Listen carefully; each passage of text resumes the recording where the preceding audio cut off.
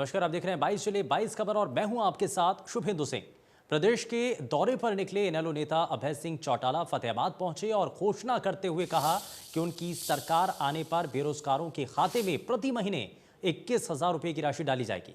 अभय चौटाला ने कहा कि संगठन को मजबूत करने के लिए वार्ड स्तर पर अभियान चलाया जा रहा है और आज 500 से ज्यादा युवाओं ने इनेलो का दामन थामा है। कि फतेहाबाद में भी आज 500 से ज्यादा लोगों ने पार्टी को ज्वाइन किया है। विशेष बात यह है कि नौजवान जो है वो सबसे ज्यादा बड़ी संख्या में आज हमारी पार्टी के साथ जुड़ रहे हैं। नौजवान के साथ कांग्रेस ने विश्वासघात किया, नौजवान के साथ बीजेपी ने विश्वासघात किया, नौजवान के साथ सबसे ज्यादा बड़ा धोखा अगर किसी ने किया तो वो जजपा ने किया, जिसने समझबाग ये दिखाए थे कि 75% आरक्षण लागू करके तुम्हें नौकरी देंगे। आज हरियाणा बेरोजगारी में नंबर 1 पर पहुंच गया। हरियाणा प्रदेश के अंदर अगर आम आदमी को किसी की बात पे भरोसा है तो केवल अभय सिंह चौटाला है जिसकी बात पे लोग भरोसा कर सकते हैं। मैंने आज तक जो बात कही है उसको पूरा किया है, चाहे मुझे उसके लिए कितना ही बड़ा नुकसान हुआ, जिस तरह से चाहे उसके लिए मुझे कितना ही बड़ा नुकसान उठाना पड़ा, मैं कभी प्रदेश कांग्रेस के अध्यक्ष कुमारी सैलजा 2 दिवसीय दौरे पर हिसार पहुंची और कांग्रेस भवन में कार्यकर्ताओं के साथ मैराथन बैठक की।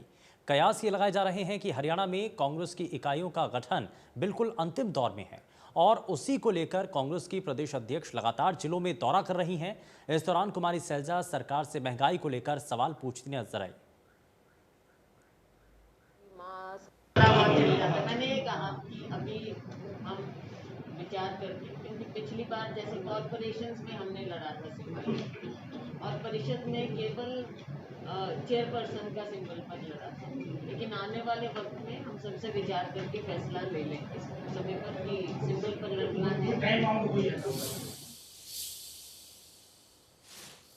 महेंद्रगढ़ में एक व्यापारी से 50 लाख की रंगदारी मांगने का सनसनीखेज मामला सामने आया। पुलिस के मुताबिक बदमाश ने व्यापारी को फोन करके 50 लाख रुपए की डिमांड की और पैसे नहीं देने पर बदमाश ने व्यापारी और उसके बेटी को जान से मारने की धमकी दी। व्यापारी की शिकायत मिलने के बाद पुलिस हरकत में आई, फोन कॉल को ट्रेस किया जिससे बदमाश की पहचान हो पाई। बदमाश को ख्यात गैंगस्टर नीरज पवाना गैंग से जुड़ा है। पुलिस अधीक्षक चंद्रमोहन ने बताया कि पुलिस जांच कर रही है और पुलिस ने कॉल करने वाले की पहचान भी कर ली है, जिसके बाद पुलिस ने आरोपी के घर छापेमारी की, लेकिन आरोपी घर पर नहीं मिला। जल्द ही आरोपी को पकड़ लिया जाएगा। रविवार को फोन आया, पहले तो सुबह आया 10:15 पे, फिर आया 10:38 पे। उस टाइम पे उसने मेरे को धमकी दी गई कि 50 लाख रुपए दे, नहीं तो तेरे बाप को सबको गोली से उड़ा दूंगा। फिर उसका फोन आया शाम को 6:27 पे और 7:31 पे। उसी टाइम पे भी उसने ये कहा कि भी तेरे समझ में नहीं आई, दिमाग में नहीं आई कि भी तेरे को 50 लाख रुपए इकट्ठे करने, तो ऐसे ही बैठा है, 50 लाख रुपए इकट्ठे कर, नहीं तो तेरे को ना गोली मार दूंगा, मेरे को परसों पैसे चाहिए। शरारती तत्वों के अफसर इतने मुलुंड हैं कि आप पिछले 15 दिन के अंदर दुकानें पाट रहे हैं और सरेआम व्यापारियों को धमकी दे रहे हैं। एक व्यापारी से सरेआम व्यापारी को धमकी मिली है, 50 लाख रुपए की डिमांड की है, उसमें सभी व्यापारियों का और बनियों का नाम लिया है। इसलिए ये एक छोटी घटना नहीं है, ये बहुत बड़ी घटना है। हालांकि पुलिस तुरंत एफआईआर दर्ज कर रही है, पुलिस कार्रवाई कर रही है, परंतु हम ये चाहते हैं कि ये घटना आगे कभी इनके साथ या किसी भी अन्य व्यापारियों के साथ नहीं मिले, इसलिए हमें इसका लगाम लगाना बहुत जरूरी है। इसके अंदर जो है एफआईआर प्राइमा फेसी हमने दर्ज कर ली है, एक्यूज जिसके अंदर आइडेंटिफाइड है, उनको जल्दी हम पकड़ लेंगे। बाकी डरने की ऐसी कोई बात नहीं है, अभी तक उसकी कोई खास क्रिमिनल हिस्ट्री नहीं है, बट हाँ हम इसके अंदर पूरी सख्ती के साथ कार्रवाई करेंगे, सर हम बिल्कुल तत्पर हैं इस चीज़ में। जो अरेस्ट होगा उसके बारे में ये चीज़ें भी क्लियर की जाएंगी, उसने ऐसा क्यों कहा, एक बार आने दीजिए, जैसे अरेस्ट होता है उसके बाद सारी चीज़ें क्लियर हो जाएंगी, उसका क्या उसका मकसद था, क्यों उसने सबका नाम लिया। एक बार अरेस्ट हो जाए उसके बाद ही हम इस पर कमेंट करेंगे। धर्मनगरी कुरुक्षेत्र के थानेसर में दबंगों के हौसले लगातार बुलंद होते नजर आ रहे हैं। बेखौफ दबंगों की करतूत का ताजा मामला उस वक्त सामने आया जब पुलिस चेकिंग के दौरान लगे नाके पर गाड़ी रोकने की बजाय दबंग पुलिसकर्मी को बोनट पर बिठाकर गाड़ी दौड़ाने लगा। दबंगों की करतूत यही नहीं रुकी और इस दौरान कई किलोमीटर तक पुलिस को इस दौरान बोनट पर बिठा करके दौड़ाया गया। वहीं ड्राइवर ने गाड़ी रोकने की बजाय स्पीड और तेज कर दी, जिस पर नाके पर खड़े हेड कांस्टेबल संजीव कुमार ने अपनी जान की परवाह किए बिना सड़क के बीच आकर गाड़ी को रोकने का प्रयास किया। लेकिन आरोपी गाड़ी चालक ने उसे बोनट पर पटककर गाड़ी भगा दी, जिसका वीडियो वायरल हुआ। घटना के बाद पुलिस ने 3 आरोपियों के खिलाफ केस दर्ज कर उन्हें गिरफ्तार कर लिया।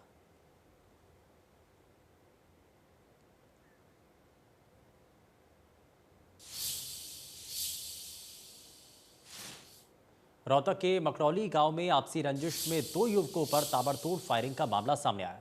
करीब 10 बदमाशों ने फायरिंग की, जिसमें करीब 4 लोगों के घायल होने की खबर है। पुलिस मामले की जांच में जुटी है।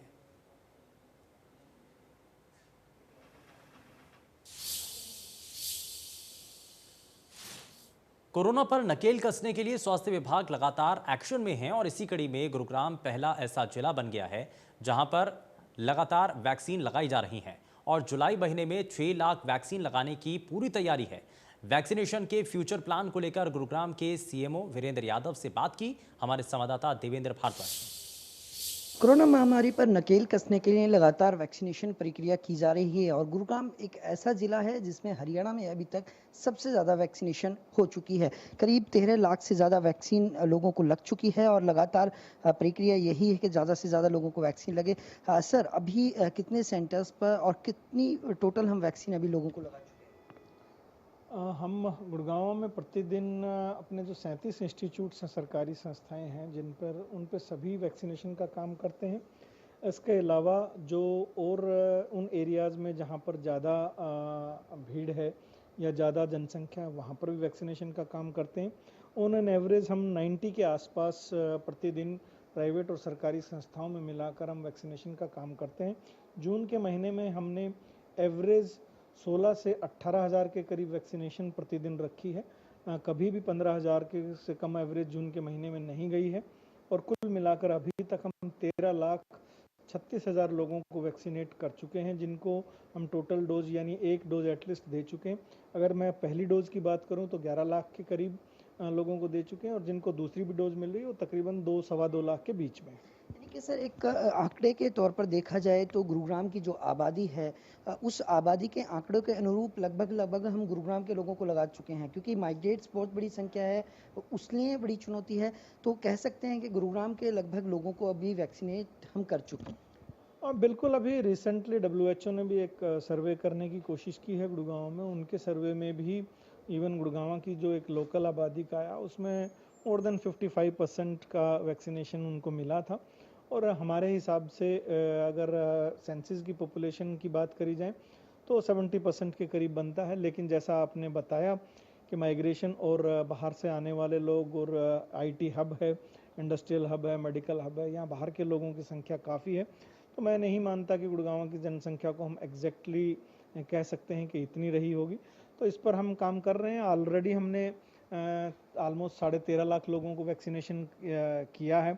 मुझे ऐसा लगता है कि आने वाले दिनों में जुलाई के महीने में यदि वैक्सीन की अवेलेबिलिटी इसी स्पीड से रही तो हम कोशिश करेंगे अनदर 5 से 6 लाख लोगों को वैक्सीनेशन करें हम एक महीने में।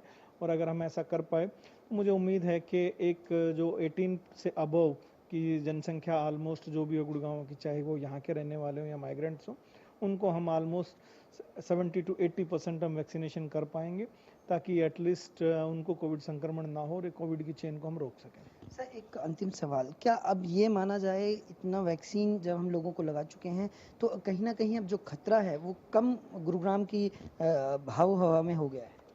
नहीं, ये कहना मुश्किल है, क्योंकि आपको जैसा पहले भी मैंने बताया है कि प्रथम डोज के बाद आपको कोविड से कोई सेफ्टी अगर मैं कहूँ नहीं हो जाती है। दूसरी डोज के बाद भी मिनिमम 14 डेज के बाद ही आपको एंटीबॉडीज लेवल पे बनती हैं, ताकि आपको कोविड से बचाव संभव हो सके। और उसके बाद भी केसेस ऐसे डेवलप हुए हैं या कोई म्यूटेशन या स्ट्रेन हो सकता है जिससे आपको इन्फेक्शन हो सकता है। इसलिए अभी ये कहना कि केसेस बिल्कुल नहीं आएंगे या संक्रमण का खतरा बहुत कम हो गया है, वो मुनासिब नहीं होगा। लेकिन डेफिनेटली जितनी ज़्यादा वैक्सीन होगी उतना ही कोविड संक्रमण कम होगा, उतना ही मैं कहूँ अगर मोर्टेलिटी और मॉर्बिडिटी कम होंगी तो आने वाले दिनों में हम संभवतः उतना कोविड का संक्रमण नहीं देखेंगे। बिल्कुल जाहिर सी बात है कि हरियाणा में जिस तरह से वैक्सीनेशन किया गया तो उसके बाद गुरुग्राम पहला ऐसा ज़िला है जहां अभी तक 13 लाख से ज़्यादा, करीब 13.5 लाख वैक्सीनेशन हो चुका है। और यही प्रक्रिया लगातार चलती रही तो निश्चित तौर पर जुलाई के माह में करीब 6 से 7 लाख लोगों को और वैक्सीन लग सकती है। गुरुग्राम से कैमरा गीतम के साथ देवेंद्र भारद्वाज, इंडिया न्यूज। प्रदेश भर के कई खिलाड़ी इस बार ओलंपिक में देश का प्रतिनिधित्व करते हुए नजर आएंगे और इसी कड़ी में सोनीपत में मुख्यमंत्री का शुभकामना संदेश लेकर ओएसडी गजेंद्र फोगाट अंतर्राष्ट्रीय पहलवान बजरंग पुनिया के घर पहुंचे, जहां बजरंग पुनिया के पिता और परिजनों से मुलाकात कर मुख्यमंत्री का बधाई संदेश बजरंग पुनिया के पिताजी को सौंपा गया। हाल ही में बजरंग पुनिया के घुटने में हल्की मांसपेशियों में चोटें आई थीं और जिससे जल्दी उबरने की संभावना जताई जा रही है। वहीं पहलवान बजरंग पुनिया को 10 दिन तक आराम करने की सलाह दी गई। इसके बाद बजरंग पुनिया फिर से अपनी ओलंपिक की तैयारियों के लिए जुट जाएंगे। वहीं गजेंद्र फोगाट ने कहा कि मुख्यमंत्री मनोहर लाल ने न केवल बजरंग पुनिया के शीघ्र स्वस्थ होने की कामना भेजी है, बल्कि ओलंपिक मेडल के लिए भी अपना आशीर्वाद दिया है।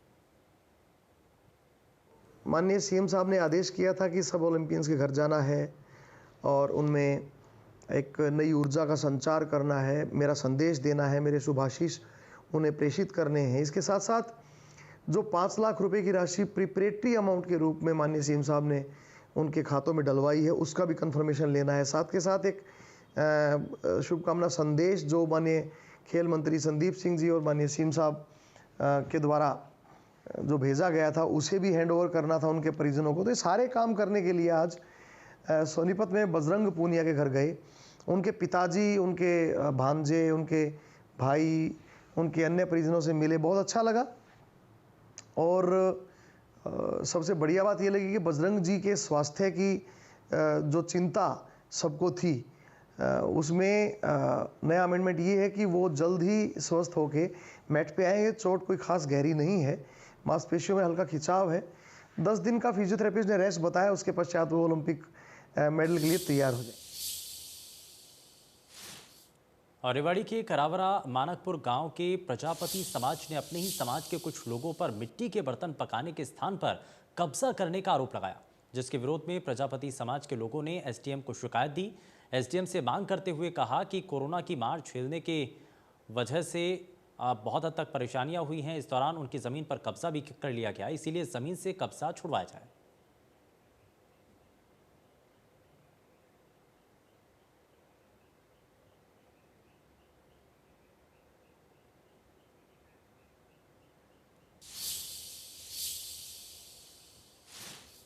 अंबाला में दुकानदार बिजली के बढ़े हुए बिल से परेशान हैं। दुकानदारों का कहना है कि इस महीने बिजली के बिल पहले से 5 से 10 गुना तक बढ़े हुए आए हैं, जिसे लेकर वो बिजली दफ्तरों के चक्कर लगा रहे हैं, लेकिन कोई समाधान नहीं निकल रहा है। दुकानदारों का कहना है कि कोरोना काल में वो पहले ही आर्थिक मंदी झेल रहे हैं। बिजली विभाग के सुपरिटेंडेंट इंजीनियर ने बताया है कि मीडिया के जरिए मामला संज्ञान में आया, मामले की जाँच की जाएगी।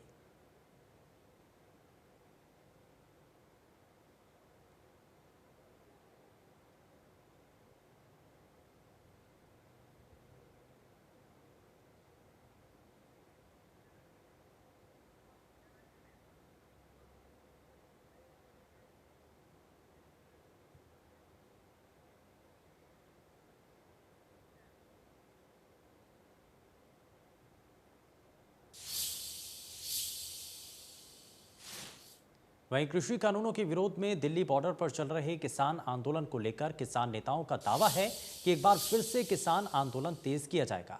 किसान नेताओं ने दावा करते हुए ये कहा कि किसान नेताओं ने आगे ये बढ़ते हुए बताया है कि पंजाब से 6 महीने का राशन लेकर आए थे, अब भी उनका राशन बचा है। धान की बुआई के बाद अब फिर से किसान दिल्ली बॉर्डर पर वापस आ रहे हैं।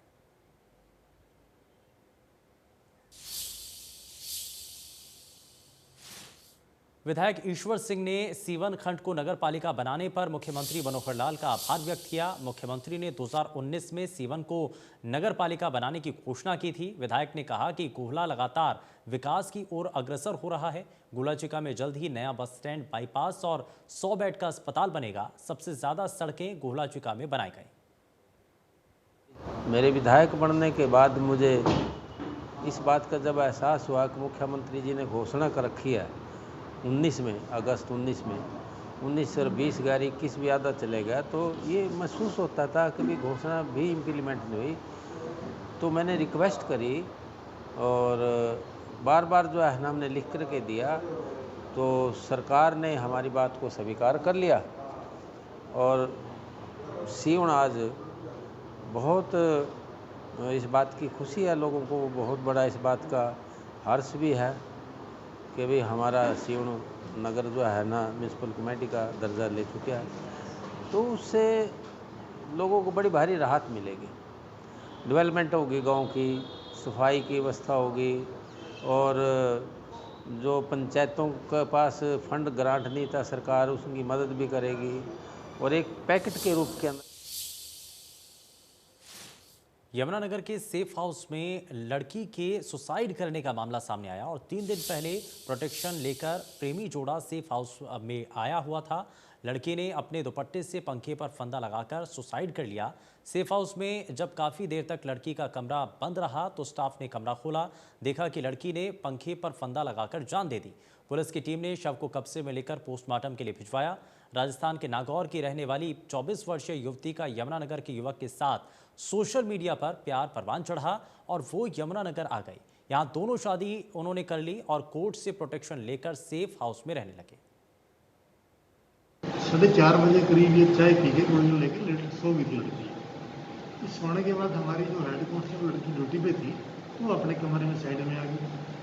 तो जब ये लड़की नहीं उठी करीब 7 साढ़े 7 बजे तक, तो उन्होंने दरवाज़ा खड़खड़ाया, नहीं खोला तो फिर उन्होंने झांकी ऐसे धक्का मार के झांकी को देखा तो उसने अपनी चुन्नी के साथ जो है हैंगिंग कर ली थी कुर्सी पर चढ़ के, और पंखे से लटक गई थी लड़की। इसका वहाँ पीछे पता किया गया, इसका जो आईओ है उसकी नागौर थाने में DDR दर्ज कराई है मिसिंग की, और उनको मैसेज दे दिया, उनको इन्फॉर्मेशन दे दी गई है कल 10 बजे तक जो है इसके परिवार के साथ यहाँ पहुँच जाएगा। और ये मजिस्ट्रेट जांच है, मजिस्ट्रेट साहब को एप्लीकेशन लिख के रिक्वेस्ट की है, वो जो अपनी मौजूदगी में इसका पोस्टमार्टम वगैरह कराएंगे, जांच कराएंगे। वहीं फरीदाबाद के ओल्ड चौक के पास एक निजी कंपनी में भीषण आग लगी। कंपनी के गोदाम में रखे केमिकल के ड्रम में ये आग लगी। मौके पर दर्जनों फायर की गाड़ियां इस दौरान आग बुझाने में जुटी। गोदाम के पास खड़ी एक कार और स्कूटी भी जलकर राख हो गई। आग लगने से कंपनी का सारा सामान जलकर राख हो गया।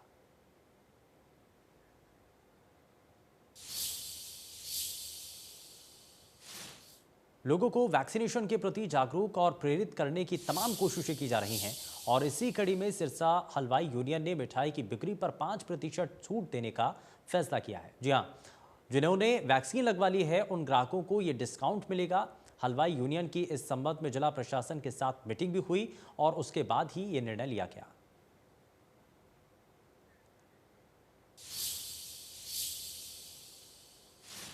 जींद में कोरोना की संभावित तीसरी लहर से निपटने को लेकर स्वास्थ्य विभाग गंभीरता से काम कर रहा है। कोरोना की दूसरी लहर की तरह ऑक्सीजन संकट पैदा ना हो, इसीलिए सिविल अस्पताल में ऑक्सीजन प्लांट का निर्माण कार्य सोमवार को शुरू हो गया। अगले 10 दिनों में प्लांट बनकर तैयार हो जाएगा और उसके बाद ऑक्सीजन का उत्पादन शुरू हो सकेगा।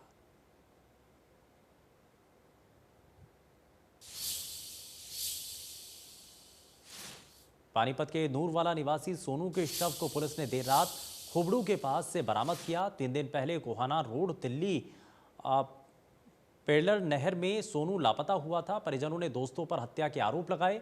मामले में पुलिस ने 3 दोस्तों को गिरफ्तार किया। परिजन एक और दोस्त की गिरफ्तारी की मांग कर रहे हैं।